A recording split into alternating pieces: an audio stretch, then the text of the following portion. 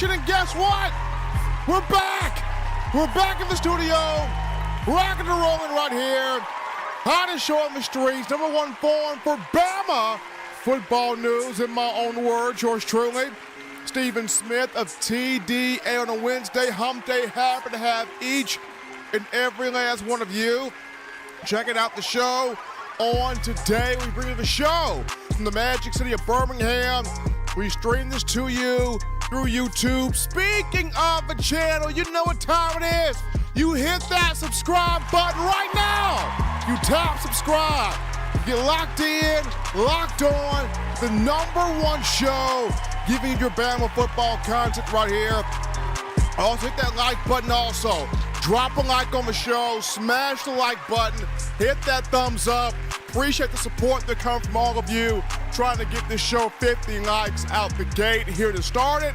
That daily Super Chat goal, $100 daily. Super Chat goal, $100 right there. We appreciate the love from you, the Bama family. Got a lot to get to. Got a lot to discuss here on the show as we are back here in studios. And we want to hear from you guys tonight. We want you guys lighting us up with your calls, your thoughts, your opinions, your passion, your enthusiasm. You can do that by calling 205-448-1358, the number to call in to let your voice be made known on the show, 205-448-1358. And one more time, 205-448-1358. Want to hear from you. But without further ado, John, begin to the first topic here of conversation. Folks, spring practice is getting closer and closer to being upon us. I mean, we're getting ready to see the first piece here of the Kalen DeBoer era in Tuscaloosa. Yes, it's spring ball, but we're getting ready to see that first piece of the Kalen DeBoer era. Spring practice, the first day is set for March the 4th. We already got a day set for Saturday, April 13th. There is so much excitement because it's so new, people. It's so new. After 17 years with Nick Saban, 17 years with Coach Saban at the helm, 17 years of 6 national championships, 9 conference titles, a boatload of top-ranked recruiting classes, a boatload of NFL draft picks, including over 40 first-rounders. Coach Saban did a lot here for the program. But now we see the change of the guard to Coach Kalen DeBoer, who talked about today at the Reese's Senior Bowl practice down there in Mobile. He understands there's only one Nick Saban. Nobody will ever duplicate what Coach Saban did. There will not be another run quite like that. But Kalen DeBoer also knows I came to Alabama for a reason, to uphold the standards, to uphold the tradition, to uphold the high expectations, basically to uphold everything that we as Crimson Tide consumers care about. Now, the main thing he said is we're going to do it our way. Several different ways to be successful with this here, but we're going to do it our way. So I'm excited to see spring ball and what this could look like. I'm excited to see the A-Day game. And will the fans go out there? Will the Bama Nation be out there to give much needed full-fledged support to Kalen DeBoer? Because that's the big question, right, John? Because I remember the 2008 spring game when Saban had his first major recruiting class to come in with Julio Jones and Mark Ingram and Marcel Darius, that whole big class that came in 08. And it was like 92,000 people in that stadium, about 93,000. There was nowhere to sit down. It was standing room only. It was incredible. Like, it was immaculate. It was incredible in there. Because you as Bama Nation, you cared so much about your football program at that time. Because at that time, you were removed from the national championships of Paul Bear Bryant. You were removed from the 1992 national championship under Gene Stallings. You were removed from for national championship greatness. So when Nick Saban had his first major A-Day, everybody, it was like Noah's Ark. Everybody was in there trying to get a glimpse of, is Saban the real deal? Is this the coach for us to get behind? Is this the guy that's going to take this program back to national championship prominence? And we saw from the excitement from that first A-Day game with Saban what Alabama football would ultimately become, which has become the gold standard of college football. So now you look at Kalen DeBoer. He's looking for that same support this year's A-Day. How many people will pack out Bryant-Denny? How many people will show that much needed love, that much needed support for Kalen DeBoer? Going to be fun right there. Another thing that's going to be fun is offensively and defensively, how electric can Alabama look? You got a whole new offensive coordinator in Ryan Grubb, who takes over for Tommy Rees. Tommy Rees now in the NFL with the Cleveland Browns. You got Ryan Grubb here coming over from Washington. And then you got Kane Womack, who takes over for the departed, for Kevin Steele, who's now retired. You got Kane Womack in here coming over from South Alabama, former head coach. How will these two have Alabama looking elite, dominant on both sides of the ball? Ryan Grubb's got a lot of offense to work with here. We saw what he did in Washington a season ago, having Michael Penix Jr., a 4,000-yard quarterback, Dylan Johnson, a 1,000-yard running back. You had Jalen Polk and Rome Odunes, two 1,000-yard receivers. So what does Ryan Grubb do with this offense when you got four quarterbacks in the room competing? You got three of your top running backs back with Justice Haynes, Jam Miller, and Richard Young. You got several big play receivers back, or several talented receivers back when you talk Kobe Prentice, Kendrick Law, Emmanuel Henderson, Cole Adams. And then you got Jalen Hale, Jaron Hamilton. And then you got young freshmen coming in. You got tight ends back. You got offensive line guys back. So how will Ryan Grubb have his offense looking? And then Kane Womack bringing this 4-2-5 swarm defense in here. How will that side of the ball look? It's going to be a lot of fun. Speaking of the offensive side of the ball, like I mentioned, you got the quarterback competition here. With the quarterback room, Jalen Milroe, Ty Simpson, Dylan Lornigan, and also with Jalen Milroe, Ty Simpson, Dylan Lornigan, and Austin Mack. This quarterback room is going to be intriguing. You got somebody really good in terms of somebody good in terms of the incumbent starter in Jalen Milroe returning. But then on top of that, you've got, Ty Simpson, who got a little bit of experience a season ago in some games.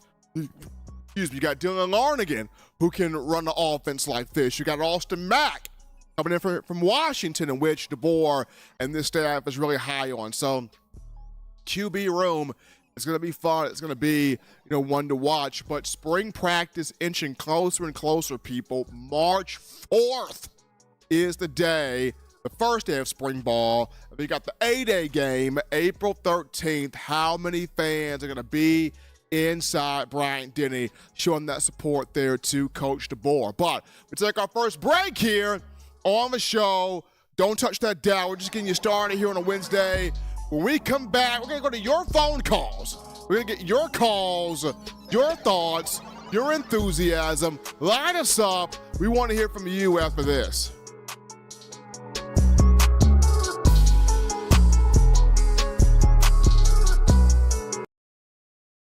This is Matt Caddell, former Alabama wide receiver, and you're listening to In My Own Words with Stephen M. Smith with Touchdown Alabama Magazine. And I got 2 words to say, baby. Roll Tide.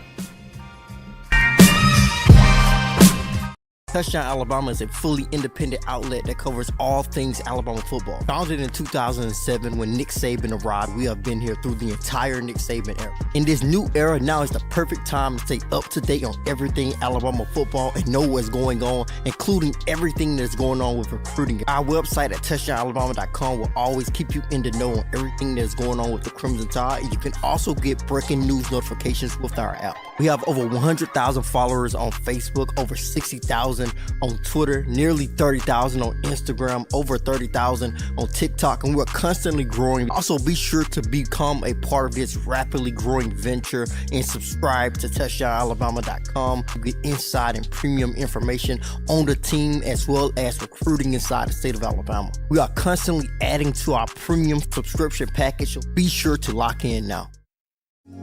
Remember the taste of Grandma's delicious sweets? Emily's Heirloom Pound Cakes brings back those precious memories with just one bite. Each cake made from scratch. They make the perfect dessert to share with family and friends for any occasion, and ordering is easy. Visit emily'sheirloompoundcakes.com. Click the online store and shop. Then pick up your fresh cake at the kitchen in downtown Homewood. Order yours online at emily'sheirloompoundcakes.com. Emily's Heirloom Pound Cakes, making memories from scratch. All right, people, we're back rocking and rolling to the action from the break on a Wednesday, hump day, #1 ticket for your Tide football news. In my own words, yours truly, Stephen Smith of TDA. Got my man John Ivory behind the ones and twos, working the production studio here. Appreciate all of you guys. Continue to hit that like button, tap that subscribe button, that daily Super Chat go, $100 daily. Super Chat go, $100 right there. We appreciate that from all of you. Phone lines open. The call segment brought to you by the Blue Wrench Gang, 205-448-1358. Number to call in. Let your voice be made known, 205-448-1358. One more time, 205-448-1358, as you guys are getting your thoughts together to call in. A really cool call topic right here, John, and that's, you got the Reese's Senior Bowl happening this week. Everybody in Mobile at Whitney Hancock Stadium to look at this the Senior Bowl here. And for the Crimson Tide, you got 3 players representing Bama football. When you look at Justin DeBoer, defensive lineman, Chris Braswell, edge rusher, place kicker, Will Reichert. All 3 of those young men really putting on a show in Senior Bowl practices. Justin DeBoer winning his one-on-one matchups. Chris Braswell impressing people with his wingspan, his edge-bending abilities, converting speed to power. He's winning one-on-one matchups. And then Will Reichert is making 60-yard field goals like it ain't nothing. I was watching a couple of clips, John. I mean, Reichert was banging 60-yard kicks through the goalpost with leg to spare. Wow. So you look at this. Reichert, who's the NCAA's all-time leading scorer, points at 539. He's looked at as a day 2 pick projected. Possibly can go in the first 5 picks of the second round of the upcoming NFL draft. That's Reichert. Chris Braswell's looked at as a second to third round pick. Justin DeBoer, kind of the same thing, second to third round pick. As these 3 progress throughout the week of practice, with the game being Saturday, all 3 of these guys could greatly enhance their draft status, their draft value. They could enhance it, in a major way. And just speaking on Reichert for just a moment here, there were quite a few pro teams. If you watch the NFL playoffs, kickers are needed, y'all. There were several pro teams that missed field goals. And then you had the Detroit Lions against the 49ers on Sunday. All Dan Campbell had to do was take the points. He'll go. He didn't do that. And the 49ers beat the Lions. Even the Lions opened up a 24-7 lead on Detroit, on San Francisco, but that's besides the point. Will Reichert will be a day 2 guy. Chris Braswell will be a day 2 guy. Justin DeBoer will be a day 2 guy.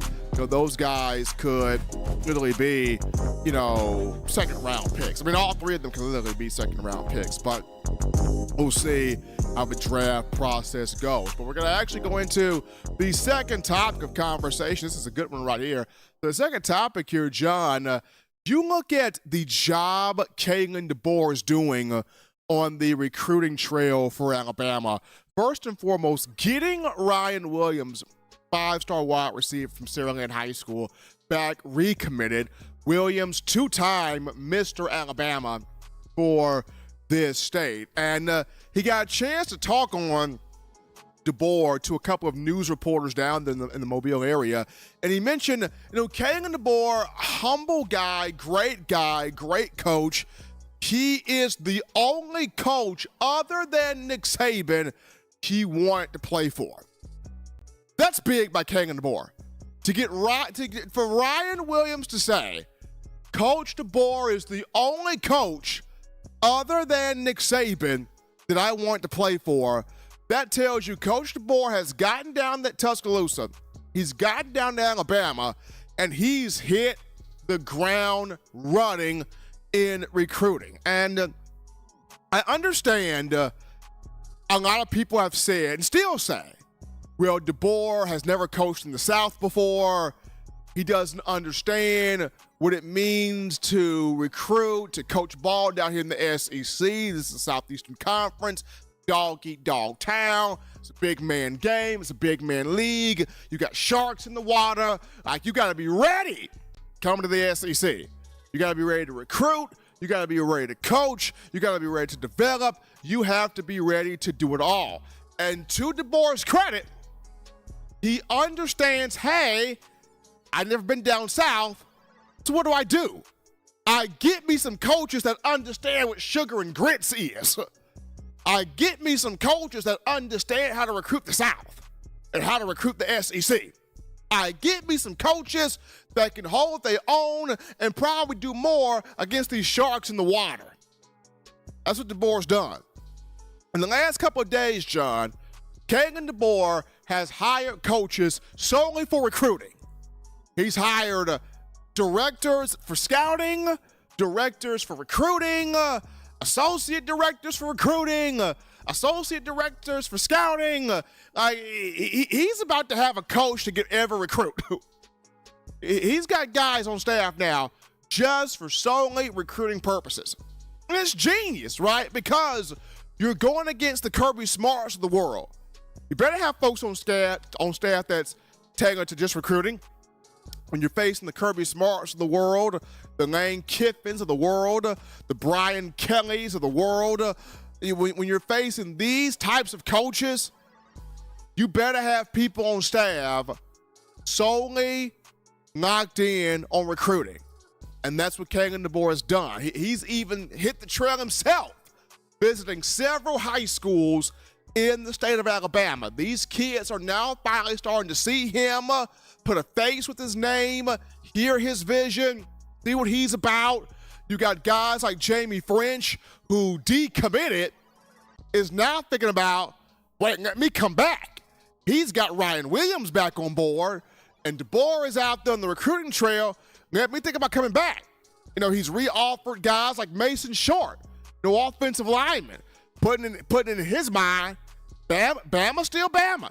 Yes, Nick Saban's not coaching anymore, but Bama's got a guy in here and Coach DeBoer that's promoting stability, that's promoting we're going to uphold all of these standards, all of these expectations. Maybe I need to think about coming on back here. So huge there for DeBoer to have these compliments said about him by one Ryan Williams. And what's also cool is Ryan gets the chance to play with his best friend again. Jagan Mbakwe, y'all. Bak is special. Jagan Mbakwe is a special dude. Okay, these two competed against each other in the Class 6A level of high school of high school football in the state of Alabama. 7A ball is normally the toughest it gets.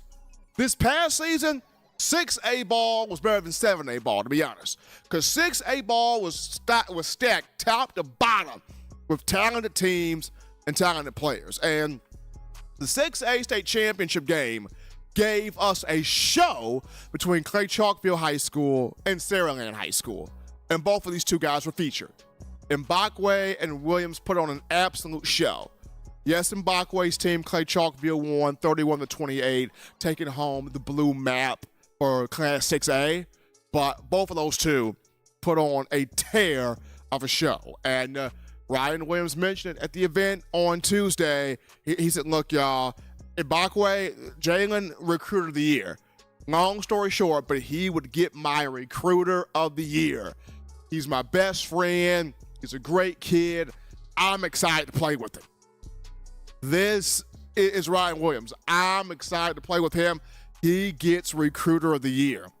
And Mbakwe mentioned when Ryan Williams decommitted the first time, when he decommitted it first because of the Coach Saban retirement, Mbakwe mentioned, I'm not letting my best friend get away.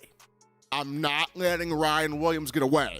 And he did just that by helping get his friend back on board here to the Alabama program. So now these two are going to play together for the Crimson Tide.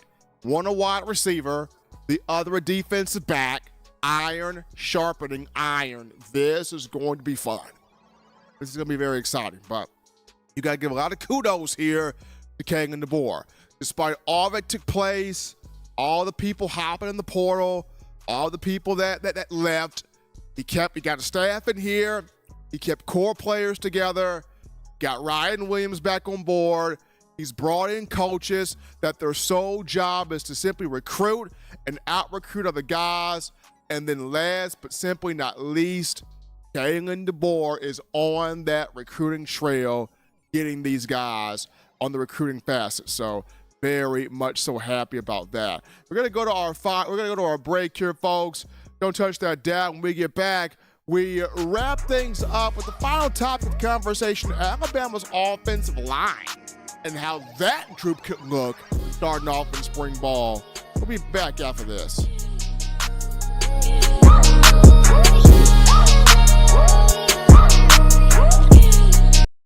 Every sports fan deserves the proper representation. Whitwell Sports introduces to you the Title Towel. Wave that Title Towel in the air like you just don't care in support of Nick Saban and the Alabama Crimson Tide. Only $9.99 and it lasts a lifetime. Head on over to whitwellsports.com and get your Title Towel today.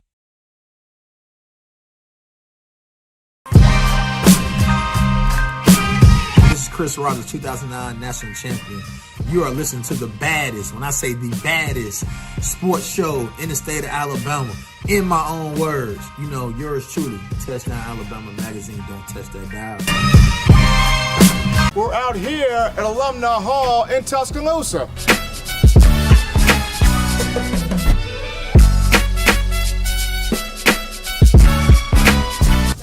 Oh yeah, this. Oh, man. Gotta get this. Gotta get one of these right here. Can't rock that Bama without this shirt right here, fresh polo. You gotta also rock the all pink, like Kanye West right there. Keychains, gotta get you some keychains. University of Alabama keychains.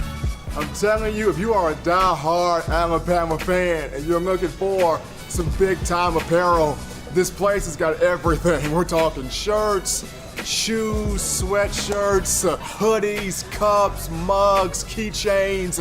If you're just a Tide fan that has an itch to get more apparel, get more swag in your game, you come right here at Alumni Hall in Tuscaloosa, right here in Midtown Village. And also you can shop online. The link is in the description to get your gear right here at Alumni Hall. We also have new, fresh, exclusive TDA gear you can get right now at Alumni Hall. That's in store or online. Hit that link in the description and search Touchdown Alabama to view all of the available gear. Hurry and get yours before they're sold out. What's going on? This is Benny Bites. I'm the founder and owner of Touchdown Alabama. And you guys are supporting one of the only independent outlets covering Alabama football today. No other sports, no networks, just Alabama football. Roll Tide roll. All right, folks, here we go. Here we go. Back into the action here from the break. In my own words, yours truly, Stephen Smith of TDA. Happy to have you all in here on a Wednesday. Wrapping things up here on the show with this conversation here, John, that goes to Alabama's offensive line.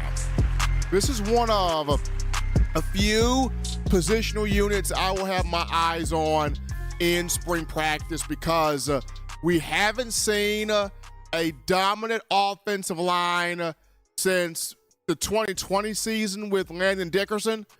But even prior to that, the most dominant offensive line we've seen in Alabama history, especially with where the Nick Saban era was concerned, was that 2011 and 2012 offensive line that had the likes of Chance Warmack on there, DJ Fluker on there, Barrett Jones on there. A lot of nasty dudes on those offensive lines. But here recently, the last really good offensive line we saw was the 2020 group that had Alex Leatherwood, Deontay Cornbread Brown, Landon Dickerson, Evan Neal. That group. That was the last really good offensive line for Alabama football. But you look at here, Coach DeBoer brought in his guy from Washington, his offensive line coach, Scott Huff.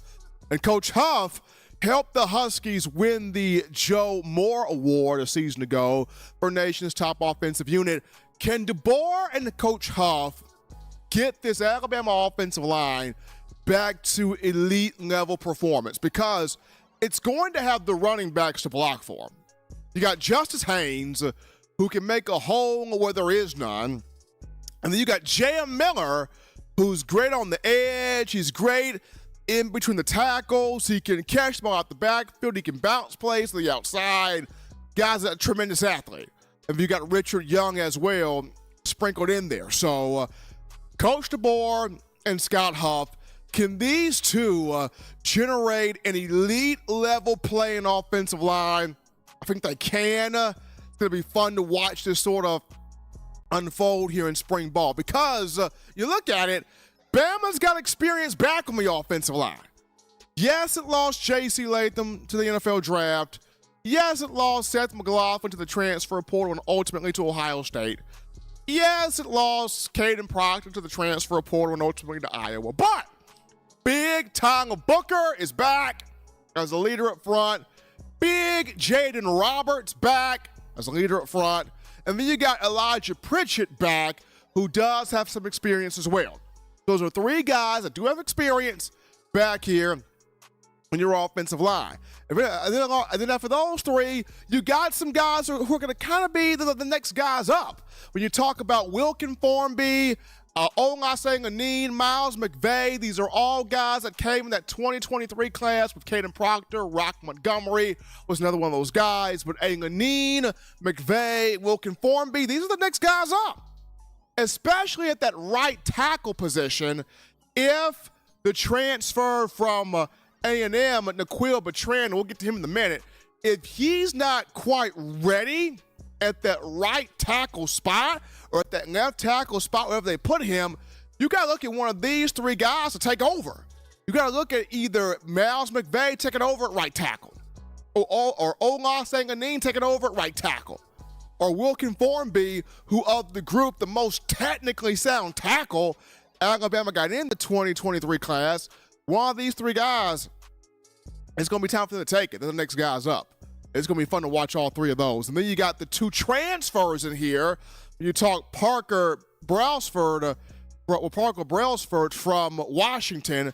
He comes over, very athletic center, 6'2", 280 pounds.